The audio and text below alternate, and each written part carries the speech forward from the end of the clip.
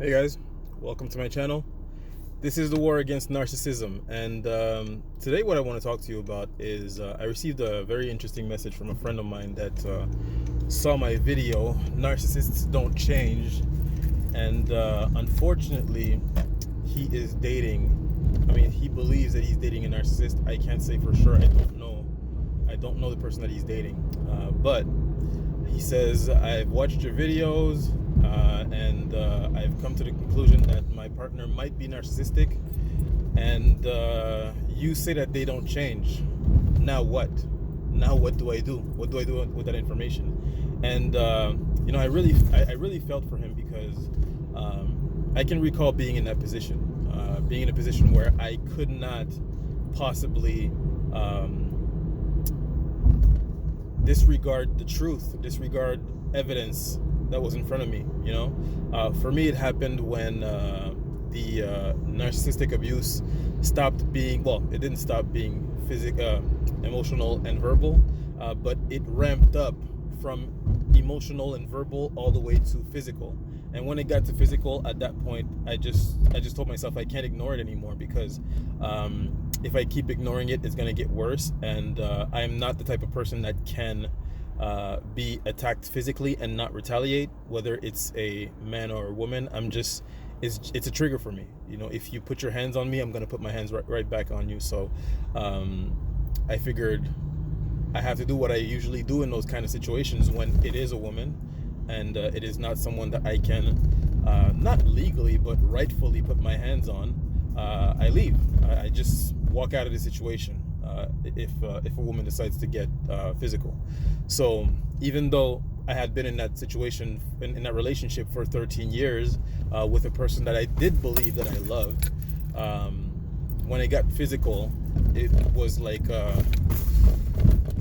complete 180. I just told myself, I can't be with this person. This is not gonna work. I'm gonna end up in jail. And I don't want to I don't want to make jokes about something that's serious, but and I don't want to toot my horn, but I'm a little too sexy for jail. So I did feel a lot for him when he told me that, because I had been in that situation and I didn't know what to do. I was kind of lost, and I did research a lot of information on what to do at this point. And the truth is, you have to leave. You absolutely have to leave. But and this is important, you can't tell them you're leaving. You can't tell them your plans. You can't tell them how you're gonna leave.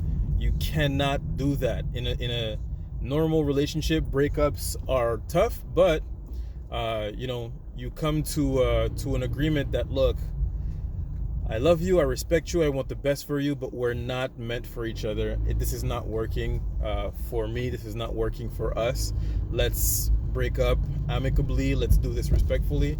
A normal breakup is hurtful, but it makes sense, and hopefully you're both mature enough not to hurt each other further than what the breakup is already doing. But a breakup with a narcissist is something completely different. If you've ever experienced that before, or if you've ever known a narcissist that has gone through a breakup, they don't do it in a very clean fashion. When there's a breakup, they will sabotage you, find any way to sabotage your exit if they can. They will smear you to make sure that if anyone hears of the breakup, they know that it was not on them. They were not the bad guy, they were the victim. That includes little lies, big lies. When you hear these stories about a girl that accuses another man of rape, when in fact there was no sexual misconduct whatsoever, or of a man accusing a woman of being a gold digger when that was not the case, or cheating on him when that was not the case. Of course, these sometimes go in reverse, but these are the common ones that we hear about, right? So a breakup with a narcissist is not something that is done in a clean fashion. They will absolutely sabotage you in any way they can, and it can get really, really dirty. If you thought the relationship was tough, the breakup is, the relationship is going to seem like, a day at Six Flags in comparison to the breakup, right? So, to get back to what my friend was saying, now what? Well, now you exit, you keep it secret, you do it, very fast, and you do it, you have to be absolutely firm about the breakup. There cannot be loose ends, and there cannot be, what's the word I'm looking for? Mutual friends. Say goodbye to any mutual friends you've had. Any friends that you had before, you might be able to keep if they, if they're loyal. But if they've become friends with your narcissistic partner, oftentimes you're going to lose them as well. You might lose family members that are going to side with your narcissistic ex-partner as well. That happens very often. It's a really tough thing to break up with a narcissist, because they are so good at manipulating the public image, making themselves seem like the victim when they are actually the bully. And a great saying, and I love these proverbs, these sayings, right? You're gonna hear a lot of them, but it's easier to fool people than it is to convince people that they have been fooled. And that there is absolutely no situation that I know of where it is more true about breaking up with a narcissist and having your name smeared and having outrageous lies told about you, and trying to clear your name is just it just doesn't work. It's absolutely useless. If the narcissist gets to them first, you've lost them forever. Forget it, because they're going to accuse you of doing things that are so reproachable, so disgusting, so unforgivable, that no matter what you say, no matter what you want to say, they're just not going to even give you the chance to speak your truth or give you the chance to even hear you out, right? It's like they might let you speak, but they're not listening at that point. You're on their bad side, and they view the narcissist as a victim, and they think that the right thing to do is protect that person because that person is the victim. So say goodbye to your mutual friends. Say goodbye to some of your family members. You're gonna lose a lot of people. Any friends that you had through the narcissistic ex is bye-bye. Forget about it. That's over. That person knew your narcissistic ex before you, and they've been writing for that person for maybe years. They're not going to suddenly look at their friends and be like, oh wow, I didn't know that my friend was like that. Thank you for letting me know. They're gonna be like, oh well, another one, another one bites the dust, and on to the next one. And they're either going to be like, well, it's not my business, or they're just gonna eat up whatever the narcissistic person is telling them. So that's the first thing. That's the reason why you want to leave quietly. You don't want to let anyone know. You don't want to speak to your common friends, your even your family. You might have a few here and there people that you may trust, but tell as little people as possible, and execute it. Cut all ties. Put everything in your name, insurances, leases, whatever it might be that needs to be in your name. Do not let anything in both of your names, because that will be used to pull the rug from under you. I'll give you an example. You're in a relationship with your narc ex. You break up, but they tell you, hey, don't worry about your car insurance. I know it's under my name and everything, and I've been paying for it. Don't worry about it. I'll take care of it. I know that we're breaking up, but I got you, right? And you think, oh wow, this is so unlike you to be so so grown up about this situation and to be helpful. But the truth is, they have it planned out, right? It's all planned out. In their heads, they're thinking the second you say something I don't like, you do something I don't like, or you disobey, you don't do something that I tell you to do, I'm going to pull the rug right from under you. Boom, you have no insurance now, and figure it out, right?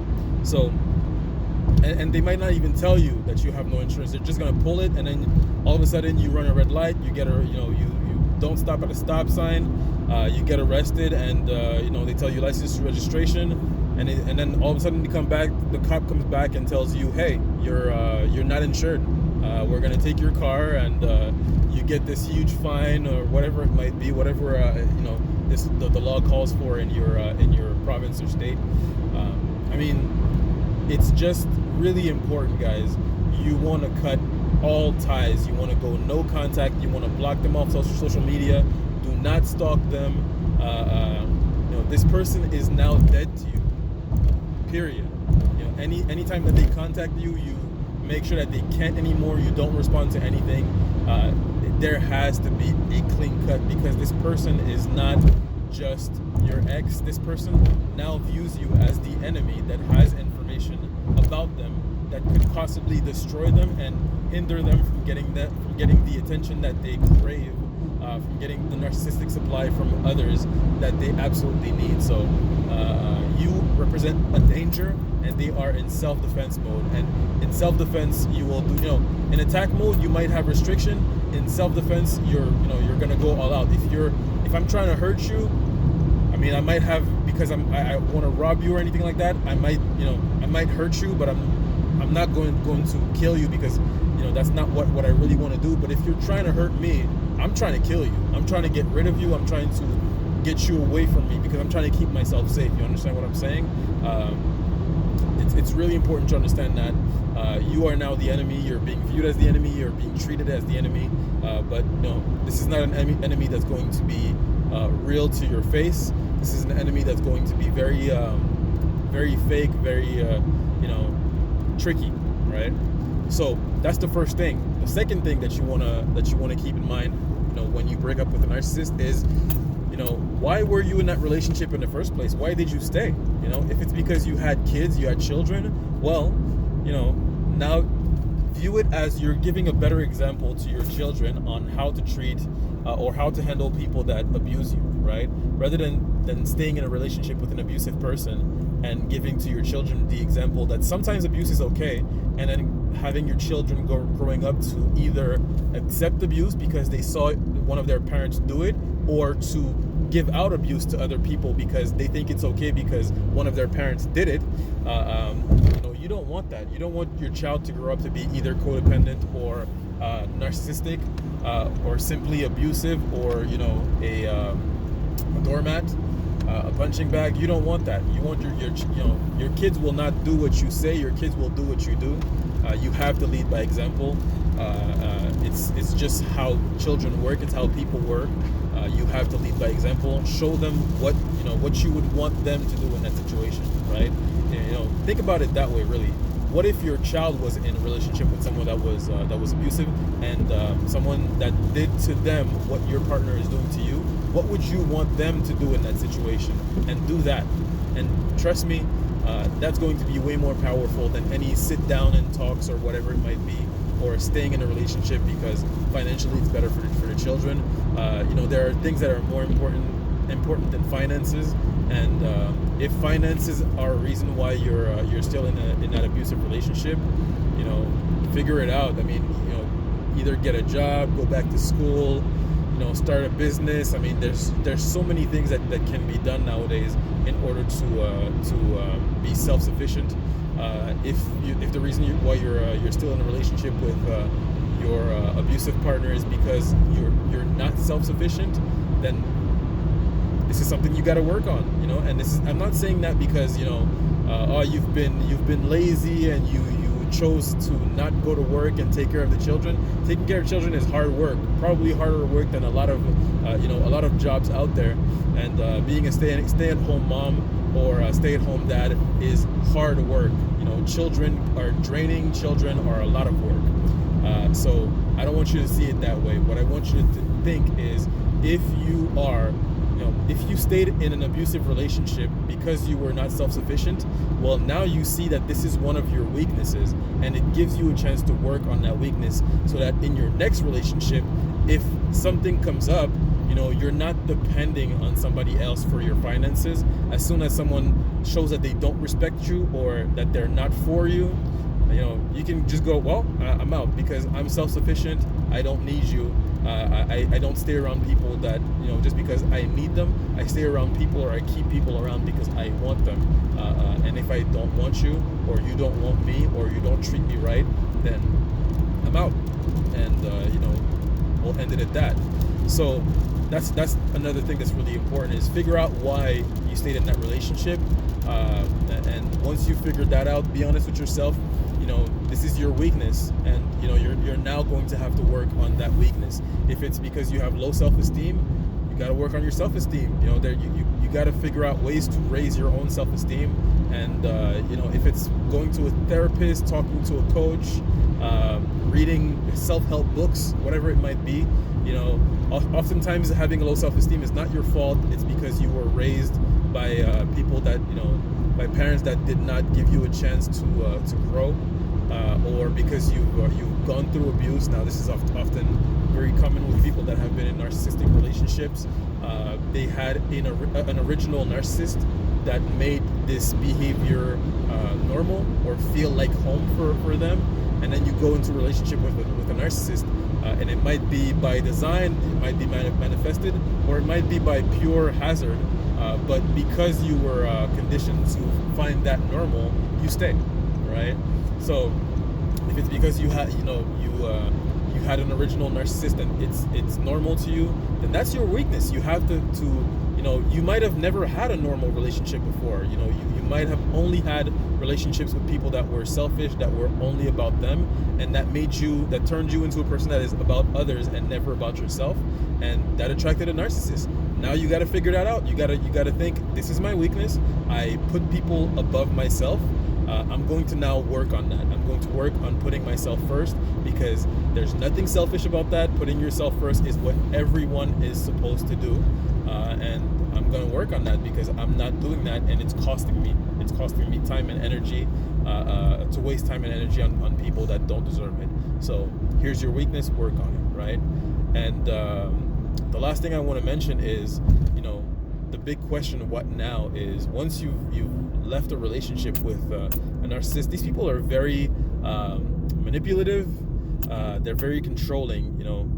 A great quote that I read from Maria Consiglio, who makes a lot of different posts. I've never seen a video from her, or I've never seen if she writes books or anything like that, but I see a lot of quotes from her about narcissism. And what she said was, in a quote, is, a narcissist wants you to give up everything in order to be their nothing.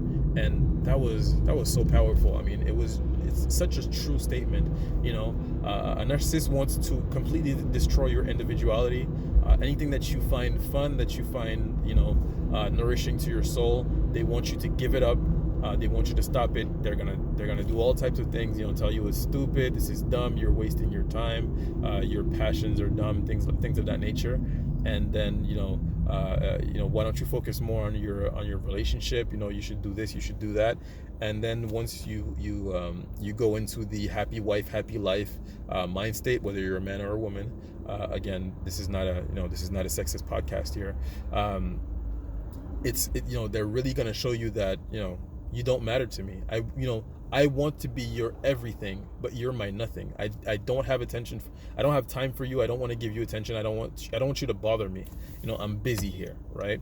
So, with that being said, once you end a relationship with a narcissist, what you're going to really want to do is think of all the things that you really wanted to do while you were in that relationship, but you couldn't because you were in that relationship. That's what you want to do.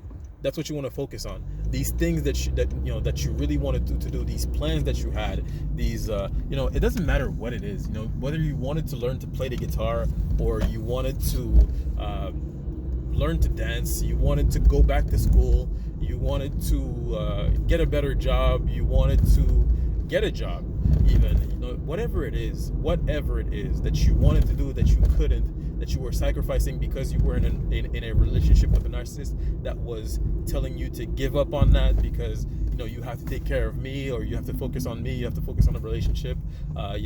We make sacrifices in our relationships. Meanwhile, you're sacrificing your passions and sacrificing pieces of yourself, your self-respect, your self-love. But that person is absolutely not sacrificing anything. As a matter of fact, they're running around, probably cheating on you, monkey branching, trying to find their next supply while they're still with you, disrespecting you, not giving you any attention. But you have to give these things up. that's what you want to do. Focus on yourself.